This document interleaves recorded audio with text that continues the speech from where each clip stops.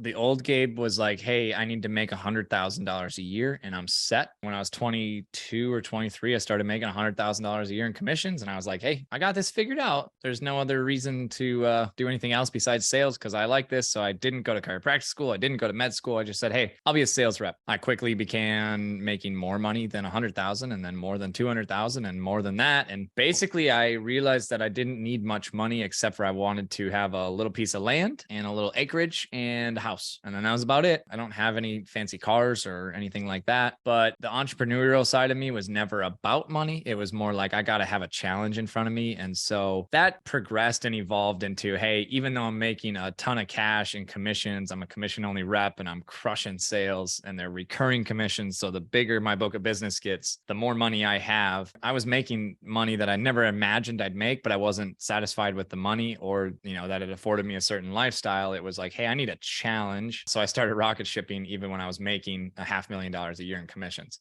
Went back to making zero until, we got some more customers and started that. I think the progression then went to, and I'm still in this mindset. Gary Vee talks about it. Like, all I want to know is if there's enough money for payroll. Not that we're not financially responsible and we have cash reserves, but for the last 2 years, I've taken every dollar we make and I put 80 or 85 cents back into hiring more people to go make more dollars to grow the company bigger. 2023 is our first pivot where we said, hey, we now have 25 employees. We don't just need to add more sales or more ops or more this. Now let's look at gross margin. Let's look at operating costs. Let's look at profit per load. So now I have a spreadsheet that I created through the help of some advisors and also just work that I did in the finances. Basically says, hey, it costs you X amount of dollars to operate one shipment. How many shipments do you send a year, a month? And then I took it a step further and I said, how many shipments does each sales rep account for? And what's their operating cost for the tech stack, for the HubSpot and the sales tech stack that we provide for them. And at the end of the month, if they moved X amount of shipments at this average profit per load, we attribute the cost to it. And we know if the rep is positive or negative and how long it takes for them to be break even